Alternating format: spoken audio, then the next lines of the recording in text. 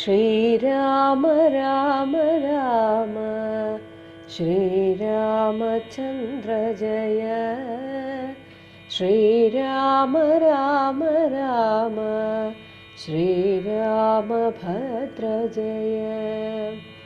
ശ്രീരാമ രാമ രാമ സീതാഭിരാമ രാമ. ശ്രീരാമ രാമ രാമ ലോകാഭിരാമ ജയ. ബാല്യവും കൗമാരവും. ദമ്പതിമാരെ ബാല്യം കൊണ്ടേവം രഞ്ജിപ്പിച്ചു, സംപ്രതി കൗമാരവും സംപ്രാപിച്ചിതു മെല്ലെ. വിധിനന്ദനായ വസിഷ്ഠ മഹാമുനി വിധിപൂർവകമുപനിച്ചിതു ബാലന്മാരെ. ശ്രുതികളോടും പുനരംഗങ്ങളുപാംഗങ്ങൾ സ്മൃതികളുപസ്മൃതികളും അശ്രമമെല്ലാം പാഠമായതു പാർത്താലെന്തൊരത്ഭുതമവ പാഠവമേറും നിജശ്വാസങ്ങൾ തന്നെയല്ലോ. സകല ചരാചര ഗുരുവായി മരുവീടും ഭഗവാൻ തനിക്കൊരു ഗുരുവാചമഞ്ഞിടും. സഹസ്രപത്രോദ്ഭവ പുത്രനാം വസിഷ്ഠന്റെ മഹത്വമേറും ഭാഗ്യമെന്തു ചൊല്ലാവതോർത്താൽ.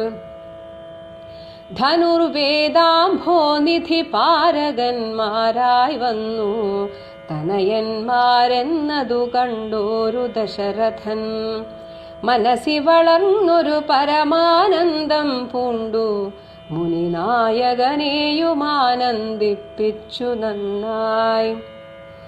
ആമോദം വളർന്നുള്ളിൽ സേവ്യസേവകഭാവം രാമലക്ഷ്മണന്മാരും കൈക്കൊണ്ടാരതുപോലെ.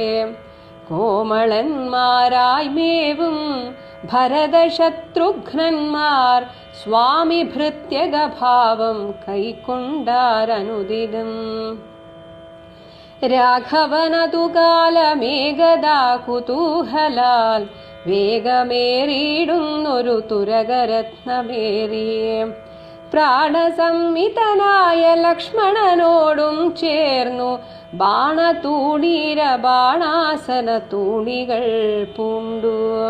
കാനനദേശേ നടന്നിടിനാൻ നായാട്ടിനായി കാണായ ദുഷ്ടമൃഗസഞ്ജയം കൊല ചെയ്താൻ.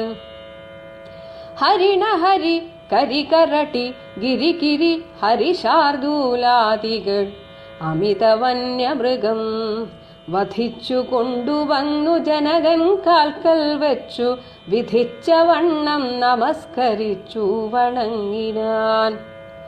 നിത്യവും ഉഷസ്യുഷസ്യുത്ഥായ കുളിച്ചൂത്തു ഭക്തി കൈക്കൊണ്ടു സന്ധ്യാവന്ദനം ചെയ്ത ശേഷം ജനകജനനിമാർ ചരണാംബുജം വന്ദിച്ചനുജനോടും ചേർന്നു പൗരകാര്യങ്ങളെല്ലാം ചിന്തിച്ചു. ദണ്ഡനീതി നീങ്ങാത ലോകം തങ്ങൾ സന്തതം രഞ്ജിപ്പിച്ചു ധർമ്മപാലനം ചെയ്തു.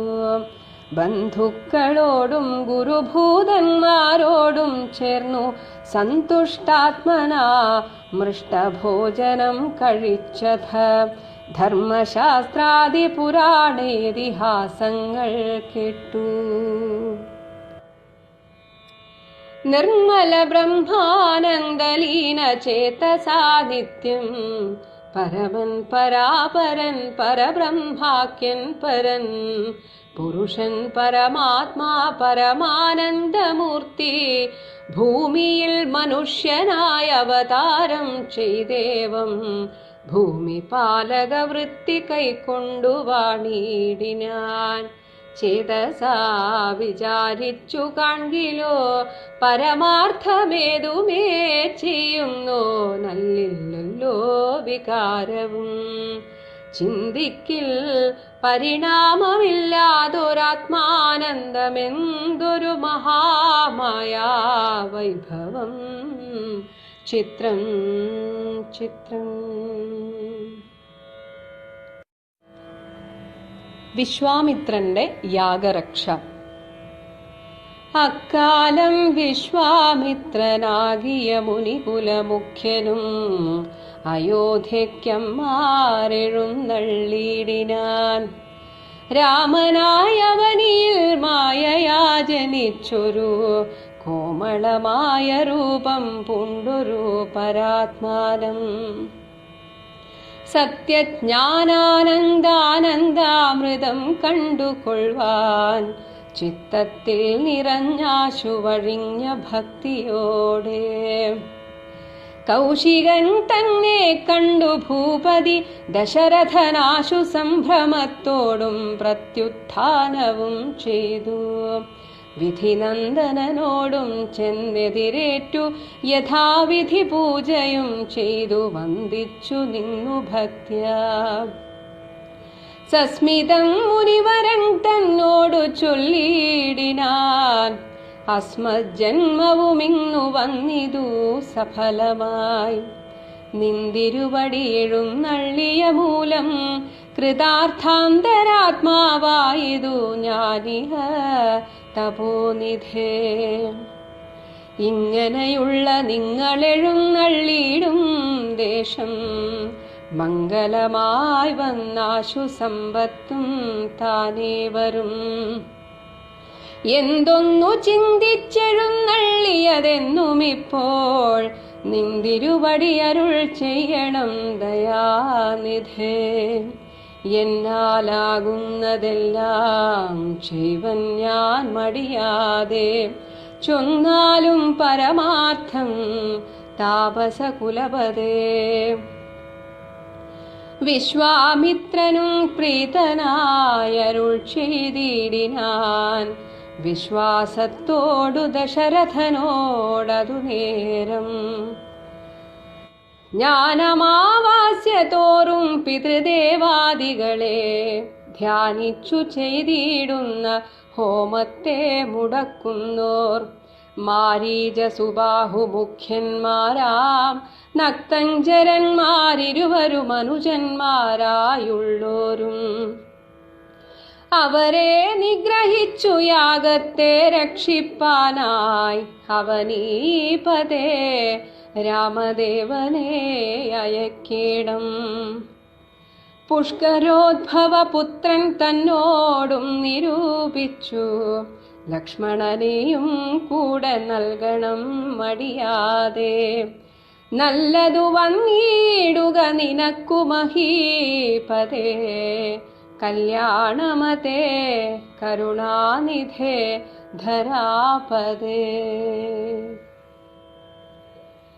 ചിന്താചഞ്ചലനായ പങ്ക്തിസ്യന്തന നൃപൻ മന്ത്രിച്ചു ഗുരുവിനോടേകാന്തേ ചൊല്ലിടിനാൻ.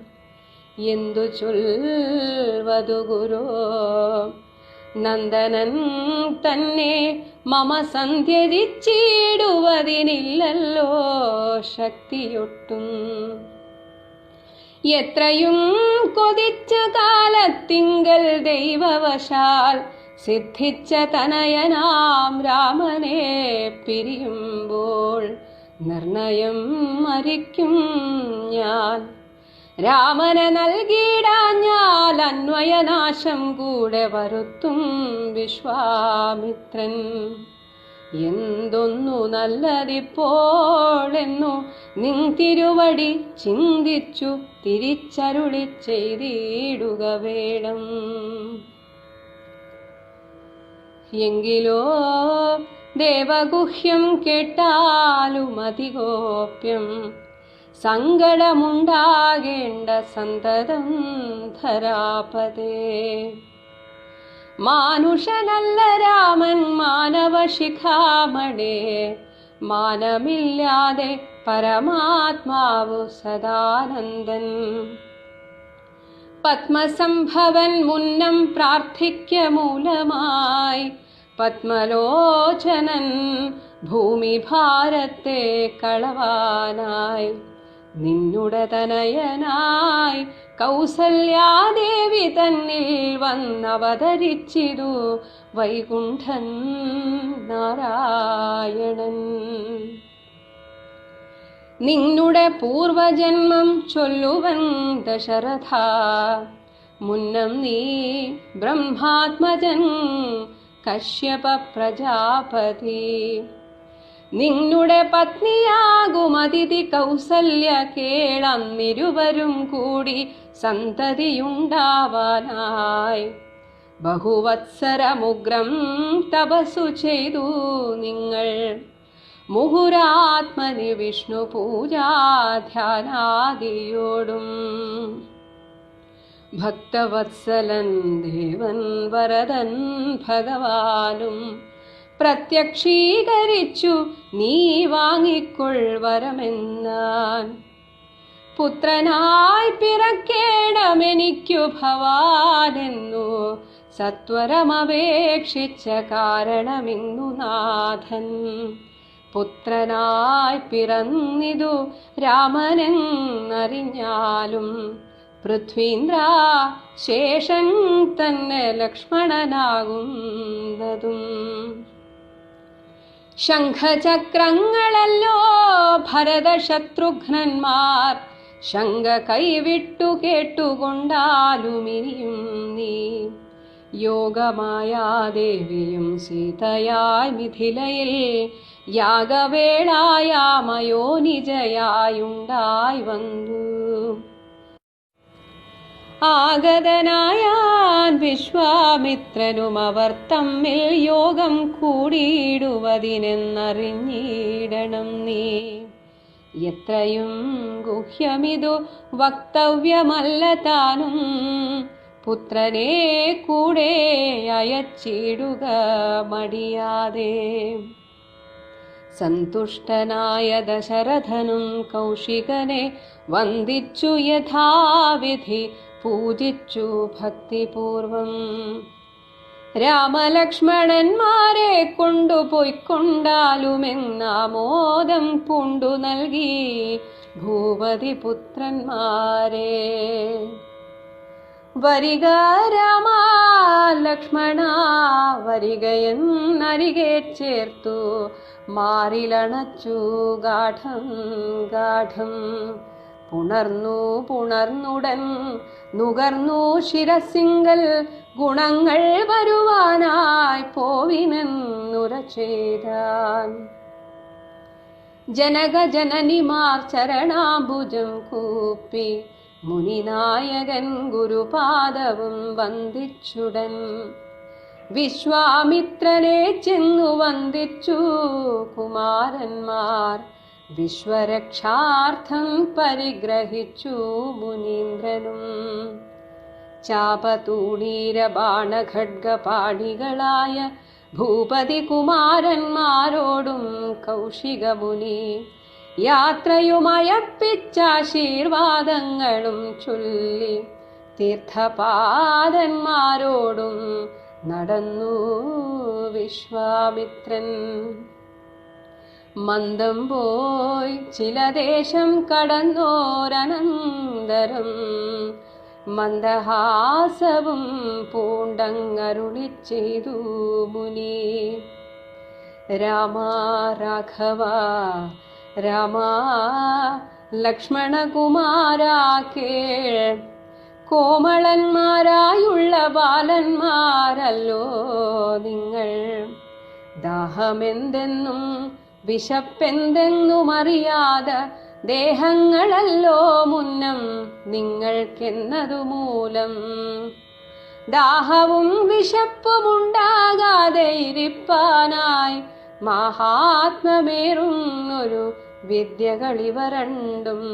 ബാലകന്മാരെ നിങ്ങൾ പഠിച്ചു ജപിച്ചാലും ബലയും പുനരതിബലയും മടിയാതെ.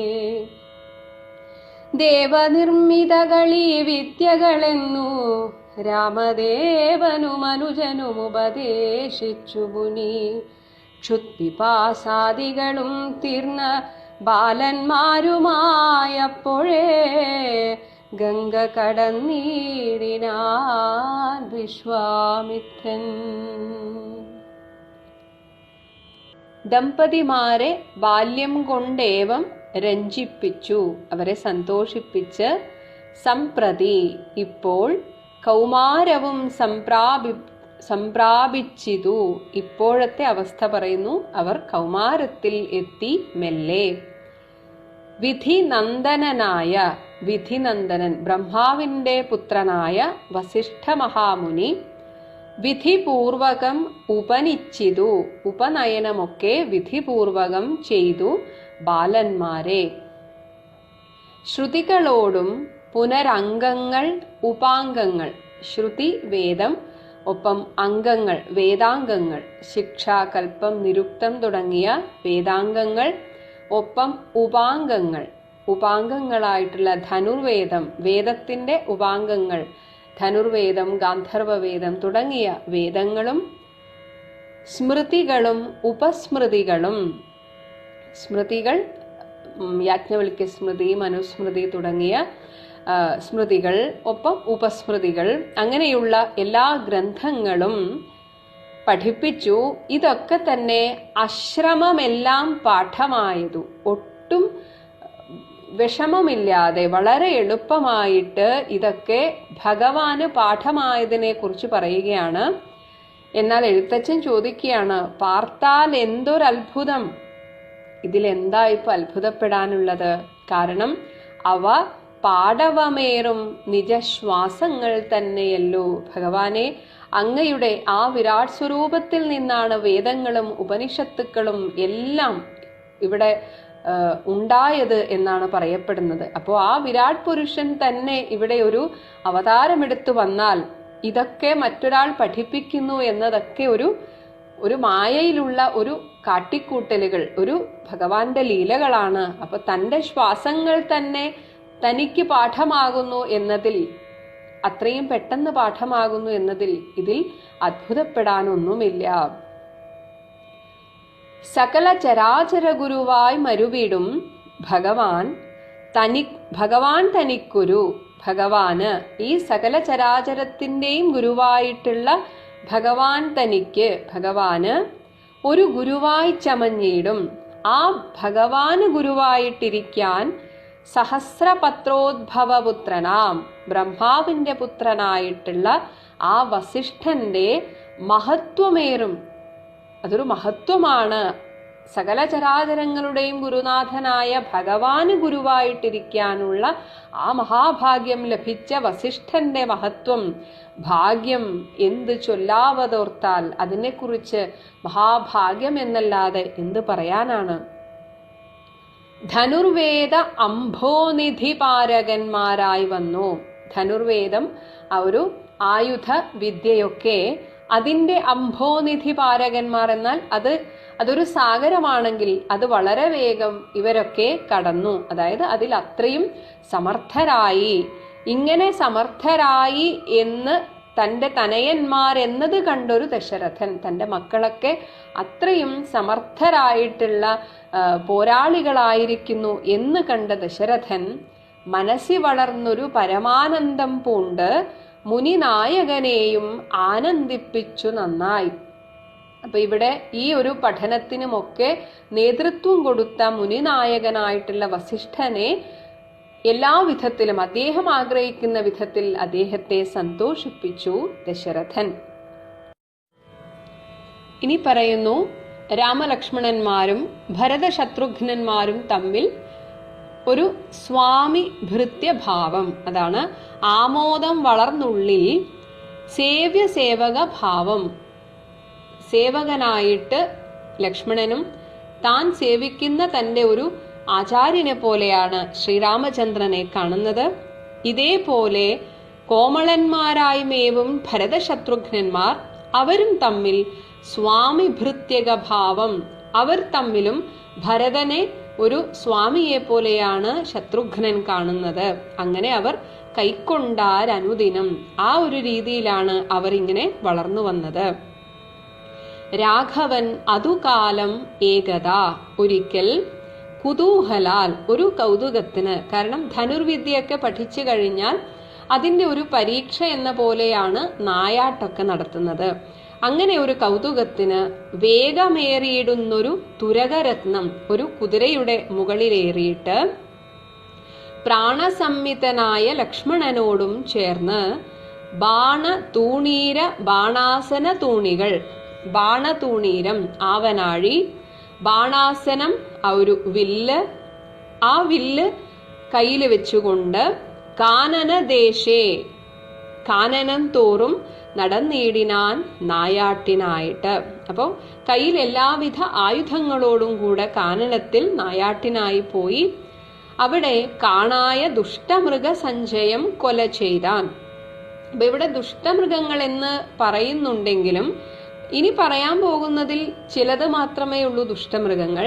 ഇവിടെ ഹരിണം എന്നാൽ മാനാണ്, ഹരി സിംഹം, കരി ആന, കരടി, ഗിരി പന്നി, ഹരിശാർദൂലാദി അവിടെ പുലി, അതുപോലെ കടുവ തുടങ്ങിയ അമിത വന്യമൃഗം, ഇങ്ങനെയുള്ള വന്യമൃഗത്തെയും വധിച്ചു കൊണ്ടുവന്ന് ജനകൻ കാൽക്കൽ വെച്ചു, അച്ഛനായ ദശരഥന്റെ കാൽക്കൽ വെച്ച് വിധിച്ച വണ്ണം നമസ്കരിച്ചു വണങ്ങിനാൻ. അപ്പോൾ തങ്ങളുടെ ആ ഒരു ധനുർവിദ്യയിലുള്ള പാടവം തെളിയിക്കാനാണ് ഈ ഒരു നായാട്ട് നടത്തി അങ്ങനെ തൻ്റെ അച്ഛനായിട്ടുള്ള ദശരഥനെ വിധിയാം വണ്ണം നമസ്കരിച്ചു. ഇനി അവരുടെ ഒരു ദൈനംദിന കാര്യം പറയുന്നു. നിത്യവും ഉഷസ്യുഷസ്സി, അതായത് ആ ഒരു ബ്രാഹ്മമുഹൂർത്തത്തിൽ ഉത്ഥായ, എഴുന്നേറ്റിട്ട് കുളിച്ചൂത്തു, നമ്മൾ പറയുന്ന കുളിയും തേവാരവും ഒക്കെ ചെയ്ത് ഭക്തി കൈക്കൊണ്ട് സന്ധ്യാവന്ദനം, സന്ധ്യ എന്നാൽ രാവും പകലും, രാത്രിയും പകലും സന്ധിക്കുന്ന സമയമാണ് സന്ധ്യ. ഇത് രണ്ടുണ്ട്, ഒന്ന് പ്രാതസന്ധ്യ പിന്നൊന്ന് സായം സന്ധ്യ. അപ്പൊ ഈ രണ്ട് സന്ധ്യാസമയത്താണ് പ്രാർത്ഥനയ്ക്കും ധ്യാനത്തിനുമൊക്കെ പറ്റിയ സമയം എന്നാണ് പറയുക. അപ്പോൾ ഇവിടെ പറയുന്ന സന്ധ്യ പ്രാതസന്ധ്യയാണ്. അപ്പോൾ രാവിലെയുള്ള, അതായത് 7:30 പുലർച്ചെ എന്നൊക്കെ പറയുന്ന ഒരു ബ്രാഹ്മമുഹൂർത്തത്തിലുള്ള സന്ധ്യ, ആ വന്ദനമൊക്കെ ആ സമയത്തുള്ള സന്ധ്യാവന്ദനമൊക്കെ ചെയ്ത് പിന്നീട് ജനകജനനിമാർ, തൻ്റെ അച്ഛൻ്റെയും അമ്മമാരുടെയൊക്കെ ചരണാംബുജം, അവരുടെ കാൽക്കൽ വന്ദിച്ച് അനുജനോടും ചേർന്ന് പൗരകാര്യങ്ങളെല്ലാം ചിന്തിച്ച്, കാരണം ഇനി ഇവർ രാജകുമാരന്മാരാണ്, അപ്പൊ അതിനുള്ള ഒരു പരിശീലനം കൂടിയാണ്, ഭാവിയിൽ രാജാവാകാനുള്ള ഒരു പരിശീലനത്തിനായിട്ട് ഇവിടെ ആ ഒരു ദർബാറിൽ വന്നിരുന്ന് ആ രാജാവിൻ്റെ കൂടെ തന്നെ, ദശരഥ മഹാരാജാവിൻ്റെ കൂടെ തന്നെ പൗരകാര്യങ്ങളൊക്കെ ചിന്തിച്ച് ദണ്ഡനീതി നീങ്ങാതെ ലോകം തങ്കൽ സന്തതം രഞ്ജിപ്പിച്ചു.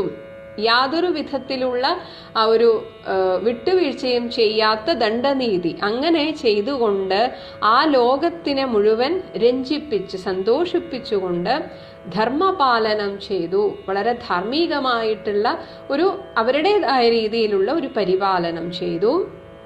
അങ്ങനെ ബന്ധുക്കളോടും ഗുരുഭൂതന്മാരോടും ചേർന്ന് സന്തുഷ്ടാത്മനാ മൃഷ്ടഭോജനം കഴിച്ച്, ഇതൊക്കെ അവരുടെ ആ ഒരു ദൈനംദിന ചര്യ പറയുകയാണ്. ഭക്ഷണമൊക്കെ കഴിച്ച് പിന്നീട് ധർമ്മശാസ്ത്രാദി പുരാണ ഇതിഹാസങ്ങൾ കേട്ട്, കാരണം കൊട്ടാരത്തിൽ തന്നെയാണ് ഇവരുടെ ഒരു വിദ്യാഭ്യാസവും. അപ്പോൾ ഇതൊക്കെയാണ് പഠിക്കേണ്ടത്, ധർമ്മശാസ്ത്രങ്ങൾ, പുരാണങ്ങൾ, ഇതിഹാസങ്ങളൊക്കെ. ഇങ്ങനെ നിർമ്മല ബ്രഹ്മാനന്ദലീന ചേതസ. പിന്നീട് അപ്പൊ ഭഗവാനെ കുറിച്ച് പറയുന്നു. ആ പരമാനന്ദ മൂർത്തിയായിട്ടുള്ള ഭഗവാൻ നിത്യം പരമൻ, പരാപരൻ, പരബ്രഹ്മാഖ്യൻ, പരൻ, പുരുഷൻ, പരമാത്മാ, പരമാനന്ദമൂർത്തി ഭൂമിയിൽ മനുഷ്യനായി അവതാരം ചെയ്തേവം. അപ്പോൾ ഈ പ്രപഞ്ചത്തിന്റെ മുഴുവൻ സൃഷ്ടികർത്താവും രക്ഷകനുമായിട്ടുള്ള ഭഗവാൻ ഈ ഒരു അയോധ്യ എന്ന ആ രാജ്യത്തെ, അതായത് പ്രപഞ്ചത്തെ വെച്ച് നോക്കുമ്പോൾ അയോധ്യ വളരെ ചെറുതാണ്. അപ്പൊ അങ്ങനെയൊരു ആ രാജ്യത്തെ മാത്രമായി പരിപാലനം ചെയ്യുന്നത് തന്നെ ഒരു രസമാണ്. അങ്ങനെ ഭൂമിയിൽ മനുഷ്യനായി അവതാരം ചെയ്ത് ഏവം, ഇപ്രകാരം ഭൂമിപാലക വൃത്തി കൈക്കൊണ്ട് വാണിയിടിനാൻ. അങ്ങ് ഒരു രാജാവിന്റെ പരിമിതിക്കുള്ളിൽ നിന്നുകൊണ്ട് ഭഗവാനെ അങ്ങ് ഇതൊക്കെ ചെയ്യുന്നല്ലോ. എന്നാൽ ചേതസാ വിചാരിച്ചു കാൺകിലോ, എന്നാൽ നമ്മൾ ആ തത്വത്തിലേക്ക് ഇറങ്ങിച്ചെന്ന് നമ്മൾ ചിന്തിക്കുകയാണെങ്കിൽ പരമാർത്ഥം ഏതുമേ ചെയ്യുന്നോനല്ലില്ലല്ലോ വികാരവും. യഥാർത്ഥത്തിൽ ഇവിടെ ആ പരമമായ പുരുഷൻ, പരംപുരുഷനായിരിക്കുന്ന ഭഗവാൻ ഒന്നും ചെയ്യുന്നില്ല. ഭഗവാന്റെ സന്നിധി മാത്രേണ ഞാനിതൊക്കെ ചെയ്യുന്നു എന്ന് മായാദേവിയായ സീതാദേവി പറഞ്ഞു കൊടുത്തിട്ടുണ്ട്. അങ്ങനെ ചിന്തിക്കിൽ പരിണാമമില്ലാതൊരാത്മാനന്ദം, എന്തൊരു മഹാമായ വൈഭവം, ചിത്രം ചിത്രം. അപ്പോ അങ്ങനെ ഒരു അവതാര പുരുഷനായി വന്നിട്ട് ഇവിടെ ഈ ചെറിയ ക്രിയകളൊക്കെ ചെയ്യുന്ന കാണുമ്പോൾ എന്തൊരു അത്ഭുതമാണ് ഭഗവാനെ എന്ന് പറയുന്നു. അങ്ങനെ ആ ഒരു ബാല്യവും കൗമാരവും എന്ന ആ ഒരു തലക്കെട്ടിലുള്ള അധ്യായം, ആ ഒരു കാര്യം ഇവിടെ തീരുകയാണ്. വിശ്വാമിത്രന്റെ യാഗരക്ഷ. അക്കാലം വിശ്വാമിത്രനാകിയ മുനികുല മുഖ്യനും അയോധ്യയ്ക്കമ്മാർ എഴുന്നള്ളിയിടിനാൻ. രാമനായി അവനി ഭൂമിയിൽ മായയാ ജനിച്ചൊരു കോമളമായ രൂപം പൂണ്ടൊരു പരാത്മാനം. അപ്പോൾ വിശ്വാമിത്ര മഹർഷിക്കറിയാം സാക്ഷാൽ പരബ്രഹ്മം തന്നെയാണ് ശ്രീരാമചന്ദ്രനായി അവതരിച്ചതെന്ന്. അങ്ങനെയുള്ള സത്യജ്ഞാനാനന്ദ ആനന്ദാമൃതം പരബ്രഹ്മസ്വരൂപമായിരിക്കുന്ന ഭഗവാനെ കണ്ടുകൊള്ളുവാൻ ചിത്തത്തിൽ നിറഞ്ഞ ഭക്തിയോടെ അവിടെ വിശ്വാമിത്രൻ അയോധ്യയിലെത്തി. കൗശികൻ തന്നെ കണ്ടു. വിശ്വാമിത്രന്റെ മറ്റൊരു പേരാണ് കൗശികൻ. ആ വിശ്വാമിത്രനെ കണ്ടിട്ട് ഭൂപതി ദശരഥൻ സംഭ്രമത്തോടും വളരെ പെട്ടെന്ന് സംഭ്രമത്തോടുകൂടി പ്രത്യുത്ഥാനം ചെയ്തു. ആ ഇരുന്ന ഇരിപ്പിടത്ത് നിന്ന് എഴുന്നേറ്റു. എന്നിട്ട് വിധിനന്ദനോടും വസിഷ്ഠനോടും ചെന്നെതിരേറ്റു. യഥാവിധി പൂജയും ചെയ്ത് വന്ദിച്ചു നിന്നു ഭക്തിയ. സസ്മിതം, ചിരിയോടുകൂടി മന്ദസ്മിതത്തോടുകൂടി മുനിവരൻ തന്നോട് ചൊല്ലിയിടിനാൻ. ഇവിടെ ദശരഥനാണ് പറയുന്നത്.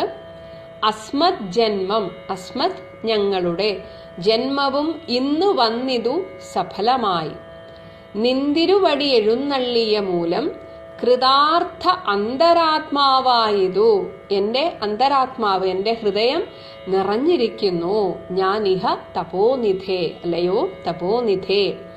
ഇങ്ങനെയുള്ള നിങ്ങൾ എഴുന്നള്ളിയിടും ദേശം, ഇങ്ങനെ മഹാത്മാക്കളായ താങ്കളെ പോലുള്ളവർ എഴുന്നള്ളുന്ന ഈ ഒരു ദേശം, ഏത് ദേശവും മംഗലമായി വന്നാശു സമ്പത്തും താനേ വരും. എല്ലാ ഐശ്വര്യങ്ങളും അങ്ങനെയുള്ള ദേശത്ത് വന്നു ചേരും.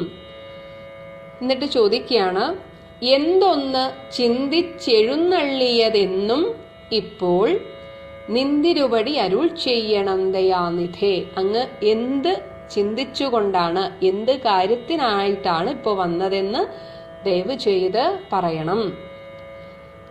എന്നാലാകുന്നതെല്ലാം ചെയ്വൻ ഞാൻ മടിയാതെ, ചൊന്നാലും പരമാർത്ഥം താപസകുലപതേ. അപ്പൊ ഇവിടെ സത്യം ചെയ്തു പോയി. അപ്പൊ ദശരഥന് എപ്പോഴും പറ്റുന്ന ഒരു അബദ്ധമാണ്. എന്ത് കാര്യമാണ് ചോദിക്കുന്നതെന്ന് അറിയുന്നതിന് മുൻപേ സത്യം ചെയ്യും, ഞാൻ എല്ലാം ചെയ്തു തരാമെന്ന്. അപ്പൊ ഇവിടെ വിശ്വാമിത്രനോടും എന്തിനാണ് വന്നതെന്ന് അറിയുന്നതിന് മുൻപേ എന്നാലാകുന്നതെല്ലാം ഞാൻ മടിയാതെ ചെയ്യാം എന്ന് വാക്ക് കൊടുത്തുപോയി. ഇത് കേട്ടതും വിശ്വാമിത്രനും പ്രീതനായ അരുൾ ചെയ്തിടിനാൻ വിശ്വാസത്തോട് ദശരഥനോട് അതു നേരം. ഇപ്പോൾ വിശ്വാമിത്രൻ കാര്യം പറയുന്നു. ഞാൻ അമാവാസ്യതോറും, എല്ലാ അമാവാസ്യ നാളിലും പിതൃദേവാദികളെ ധ്യാനിച്ച് ചെയ്തിടുന്ന ഹോമത്തെ മുടക്കുന്നോർ, ഞാൻ ചെയ്യുന്ന ആ യാഗത്തെ മുടക്കാൻ വേണ്ടി മാരീച സുബാഹു മുഖ്യന്മാരാം നക്തഞ്ചരന്മാർ, ആ രാക്ഷസന്മാർ ഇരുവരും അനുചരന്മാരായുള്ളോരും അവരുടെ കൂടെ മറ്റ് രാക്ഷസന്മാരും ഉണ്ട്. എന്നാൽ എനിക്ക് ഇവരെ ശപിക്കാനോ അവരെ വഴക്കു പറയാനോ സാധ്യമല്ല. കാരണം ഈ ഒരു യാഗം നടത്തുമ്പോൾ അങ്ങനെ ചെയ്യാൻ പാടില്ലെന്നാണ്. അപ്പൊ വിശ്വാമിത്രനായിട്ടൊന്നും ചെയ്യാൻ സാധിക്കുന്നില്ല. അദ്ദേഹത്തിന് ചെയ്യാൻ സാധിക്കാത്തത് കൊണ്ടല്ല, അപ്പോൾ ഈ ചെയ്യുന്ന യാഗത്തിന്റെ ഫലം കുറയും. അതുകൊണ്ട് അതിനായിട്ടാണ് ഇപ്പോ രാമലക്ഷ്മണന്മാരെ വിളിക്കാൻ വന്നിരിക്കുന്നത്. അതുകൊണ്ട് പറയുന്നു, അവരെ നിഗ്രഹിച്ച് യാഗത്തെ രക്ഷിപ്പാനായി അവനീപതേ, അല്ലയോ ഭൂമിപതേ രാജാവേ, രാമദേവനെ അയക്കേണം, എൻ്റെ കൂടെ രാമനെ അയക്കേണം.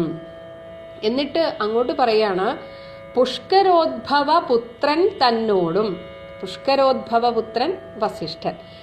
വസിഷ്ഠനെയൊക്കെ എപ്പോഴും പറയുമ്പോൾ ബ്രഹ്മാവിന്റെ പുത്രൻ എന്ന് പറയുന്നു. അതാണ് ഇങ്ങനെയൊരു വാക്പ്രയോഗം. അപ്പോൾ വസിഷ്ഠനോടും നിരൂപിച്ച് ലക്ഷ്മണനെയും കൂടെ നൽകണം മടിയാതെ. ഇപ്പൊ രാമനെ മാത്രം പോരാ, കൂടെ ലക്ഷ്മണനെയും അയക്കണം. എന്നിട്ട് രാജാവിനെ അനുഗ്രഹിക്കുന്നു. നല്ലതു വന്നിടുക നിനക്ക് മഹീപതേ, കല്യാണമതേ, കരുണാനിധേ, ധരാപതേ. എന്നാൽ താൻ അറിയാതെ വാക്ക് കൊടുത്തുപോയ ആ ഒരു പരിഭ്രമത്തിൽ ആകെ ആശങ്കാകുലനായി ദശരഥൻ ചിന്താചഞ്ചലനായ പങ്ക്തിസെന്തന നൃപൻ, ദശരഥനായിട്ടുള്ള ആ രാജാവ് മന്ത്രിച്ചു ഗുരുവിനോട് ഏകാന്തേ ചൊല്ലിയിടിനാൻ. വസിഷ്ഠ മഹർഷിയോട് വളരെ രഹസ്യമായിട്ട് വിളിച്ചിട്ട് ചോദിച്ചു, എന്തു ചൊൽവതു ഗുരോ, ഞാൻ എന്താ ഇപ്പൊ പറയാ? നന്ദനൻ തന്നെ മമ സന്ത്യജിച്ചിടുവതിന് ഇല്ലല്ലോ ശക്തിയൊട്ടും. ഇവിടെ ദശരഥനെ സംബന്ധിച്ച് രാമൻ ഇപ്പോഴും കുട്ടിയാണ്. അപ്പോൾ രാമനെ മാത്രമല്ല, 4 മക്കളിൽ ഏറ്റവും കൂടുതൽ പ്രീതി രാമനോടുമാണ്. അപ്പോൾ രാമനെ ഒരു നേരം പോലും പിരിഞ്ഞിരിക്കാൻ ദശരഥന് സാധ്യമല്ല. അപ്പോൾ ഈ രാക്ഷസന്മാരുടെ അവരോടൊക്കെ യുദ്ധം ചെയ്യാൻ മാത്രം എൻ്റെ മകനായിട്ടില്ല എന്നതാണ് ദശരഥൻ വിചാരിക്കുന്നത്. അതാണ് എൻ്റെ മകനെ ത്യജിക്കുന്നതിന് തുല്യമാണെന്നാണ്. അപ്പൊ ഈ രാക്ഷസന്മാരുടെ വായിലോട്ട് എൻ്റെ മകനെ ഞാൻ കൊണ്ടുവിടണോ? അതിനെനിക്ക് ശക്തിയില്ല. എത്രയും കൊതിച്ച കാലത്തെങ്കിൽ, കാരണം ദശരഥനൊക്കെ ഒരുപാട് പ്രായമായിരിക്കുകയാണ്. അങ്ങനെ ഈ പ്രായമായ സമയത്ത് ദൈവവശാൽ സിദ്ധിച്ച തനയനാം രാമനെ, ആ ഒരു ഈശ്വര കടാക്ഷത്താൽ എനിക്ക് മകനെ കിട്ടി.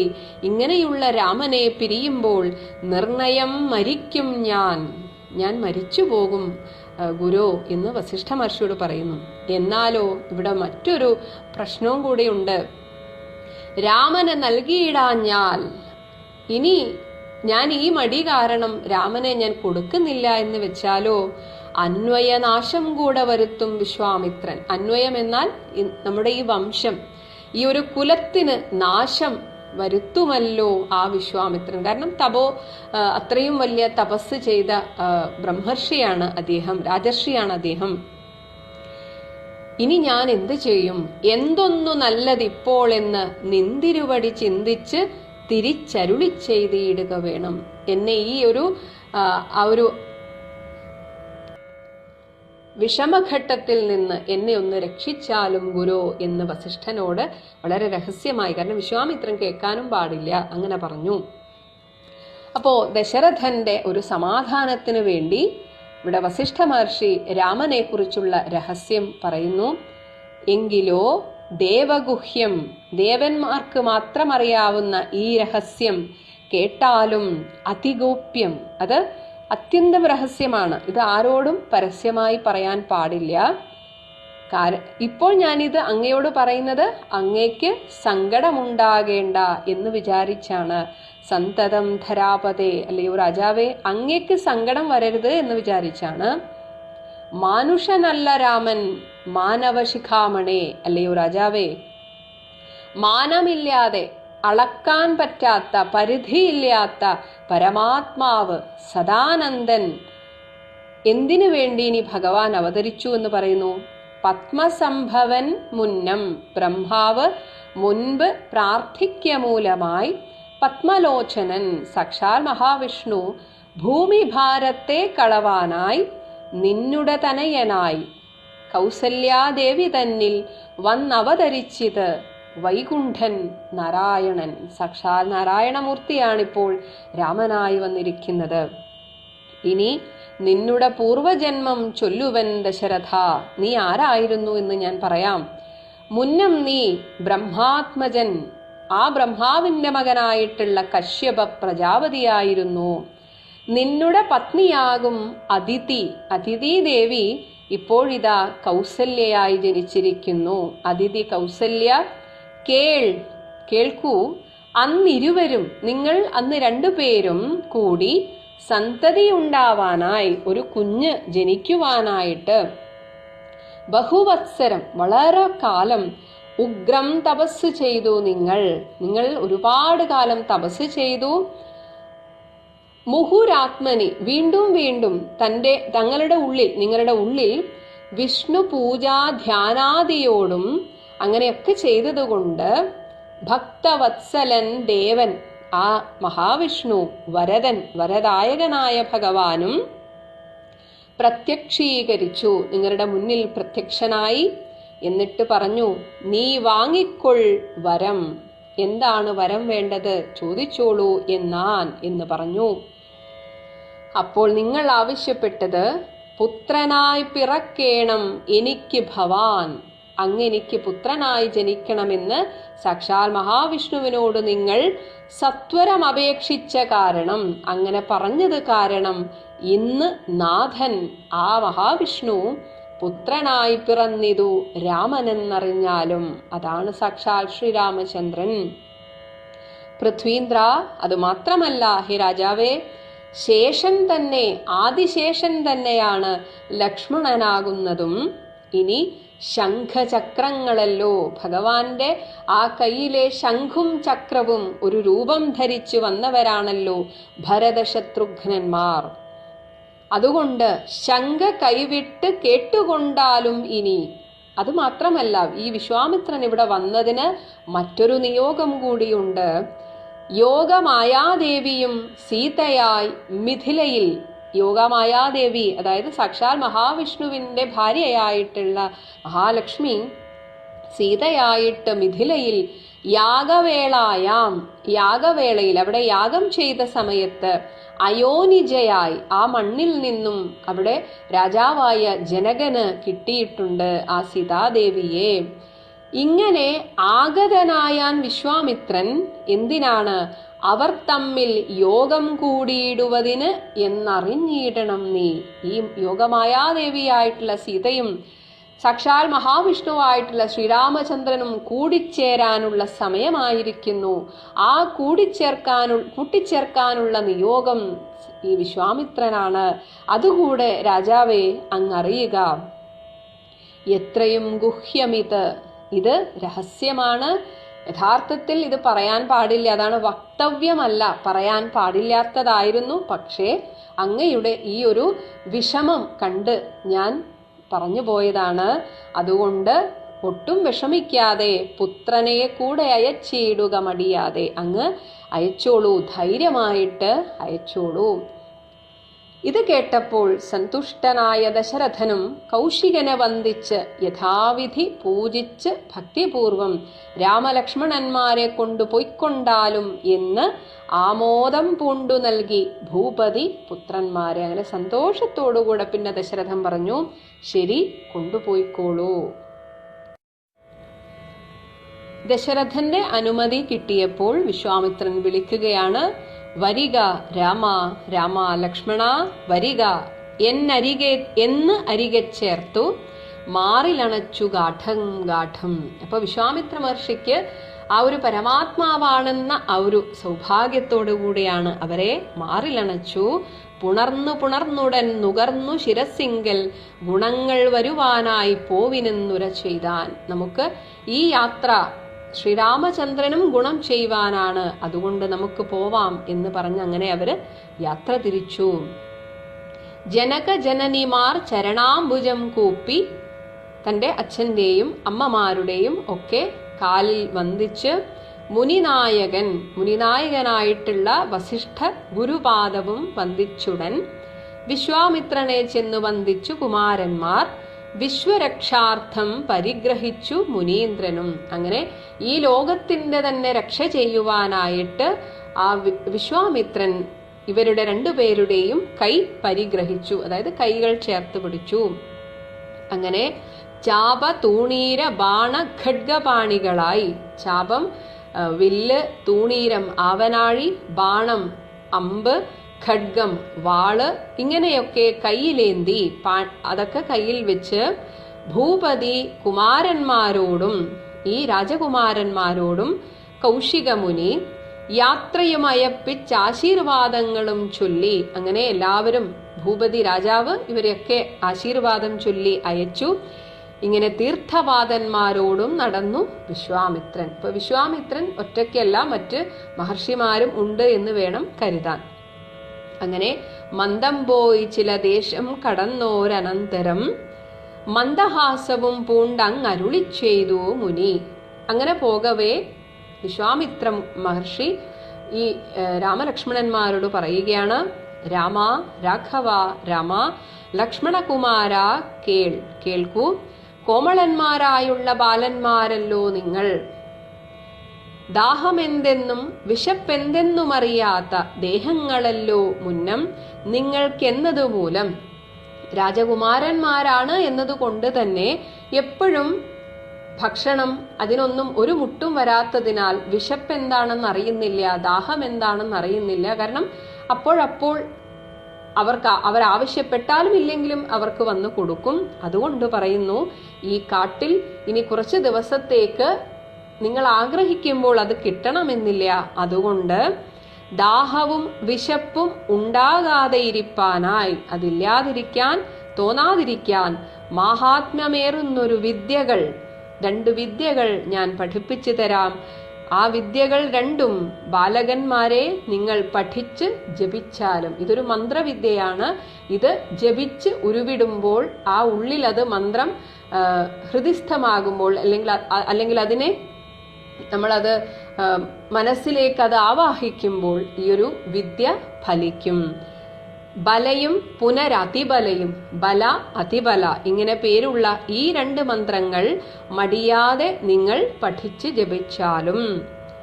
എന്നിട്ട് പറയുന്നു, ദേവനിർമ്മിതകൾ ഈ വിദ്യ, ഇത് ദേവനിർമ്മിതമാണ് എന്ന് രാമദേവനും അനുജനും ഉപദേശിച്ചു. അങ്ങനെ രാമലക്ഷ്മണന്മാർക്ക് 2 പേർക്കും ഈ വിദ്യ ഉപദേശിച്ച് മുനി ക്ഷുത് പിപാസാദികളും, ക്ഷുത്ത് വിശപ്പ്, പിപാസ ദാഹം, ഇത് രണ്ടും തീർന്ന പിന്നീട് അവർക്ക് ഇത് രണ്ടും അനുഭവപ്പെട്ടില്ല, വിശപ്പും ദാഹവും അനുഭവപ്പെട്ടില്ല. അതുകൊണ്ട് തന്നെ യാതൊരുവിധ ക്ഷീണവുമില്ല.